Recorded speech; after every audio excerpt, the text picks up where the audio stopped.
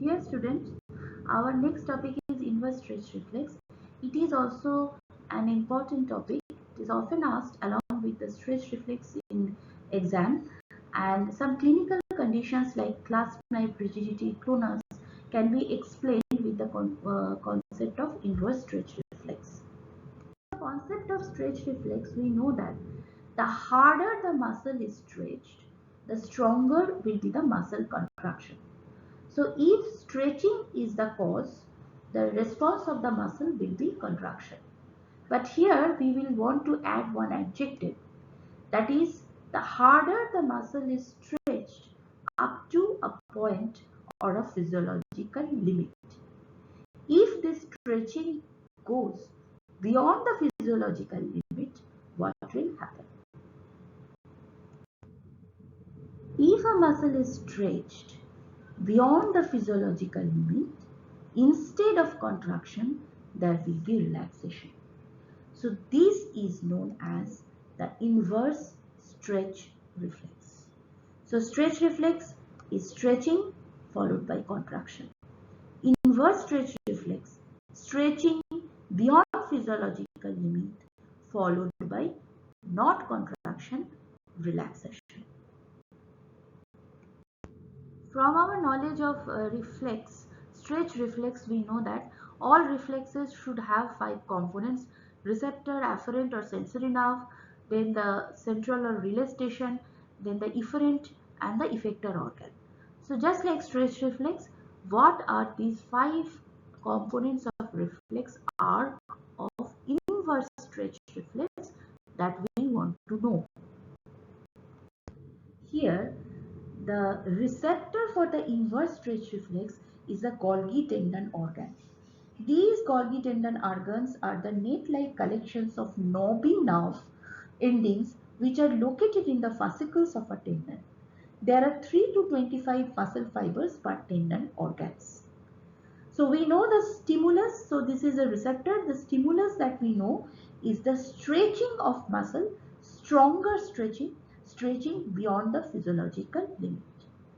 So when it is stretched, so how this information, this strong stretch will be carried to the central nervous system.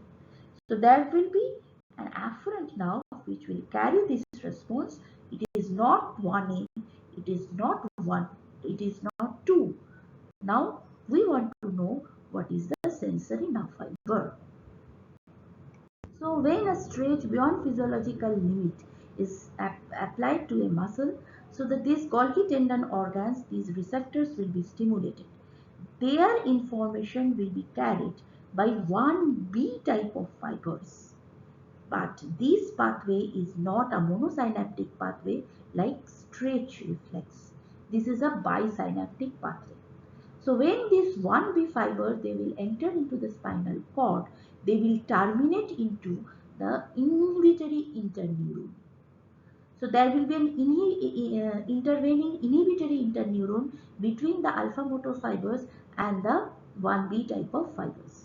Now these inhibitory interneurons, which will cause project to the homonymous muscle neurons and will cause relaxation or inhibition of the agonist muscle.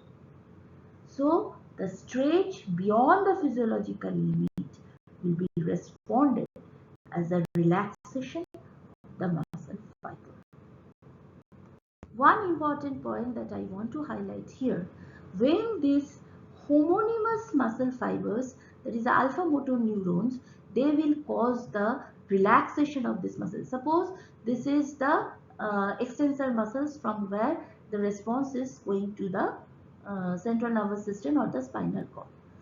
So when these homonymous muscles or the extensor muscles, they are relaxing, there will be simultaneous contraction of the antagonistic muscles. How it will happen? Because it will directly form the synapse with alpha motor neurons which are supplying the antagonistic muscles. So there will be relaxation of this homonymous muscle and along with it contraction of the antagonistic muscle.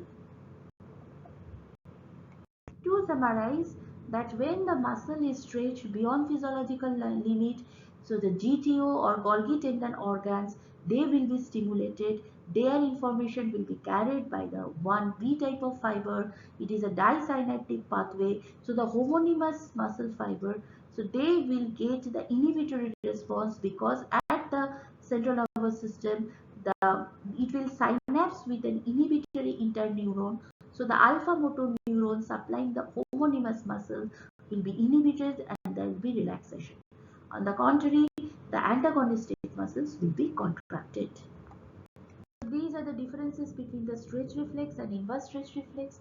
Here in the stretch reflex, the receptor is muscle spindle or intrafusal fibers. In the inverse stretch reflex, it is a Golgi tendon organ. So Golgi tendon organ, it is a knob-like structure. And we know the muscle spindle, they have the nuclear bag, nuclear chain and their structure. Now the afferent pathway, it is via 1A and 2, whereas in case of inverse stretch reflex, it is type 1B. Integrating center, it is a CNS, but it is a monosynaptic pathway in case of stretch reflex, disynaptic pathway in case of inverse stretch reflex. Efferent fiber, it is a motor neurons, and motor neurons will cause the relaxation. So the effect is contraction in case of stretch reflex, effect is relaxation of the homonymous muscle in case of inverse stretch reflex, but the contraction of the antagonistic muscles. Another difference between the stretch reflex and the inverse stretch reflex is that what information these reflexes are sending to the central nervous system.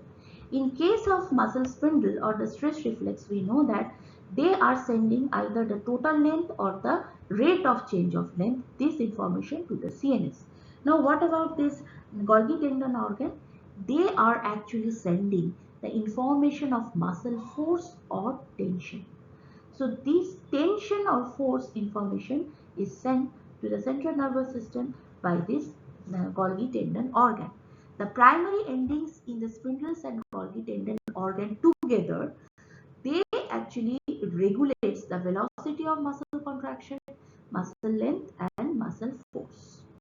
So to summarize, muscle spindle or stretch reflex monitors muscle length and the Golgi tendon organ or the inverse stretch reflex monitors muscle tension, that is the force of contraction.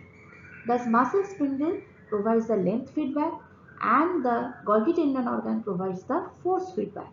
And the stretch reflex and inverse stretch reflex, by acting together, they maintain the optimal motor responses for postural adjustments. Inverse stretch reflex, by allowing the muscle to relax, prevents rupture of muscle when the muscle is stretched to a greater extent. And the activity of the alpha motor neurons at the anterior motor horn cell, it is actually regulated by the combined effect of the muscle spindle discharge, Golgi tendon discharge, and also from the reciprocal inhibitions. Thank you.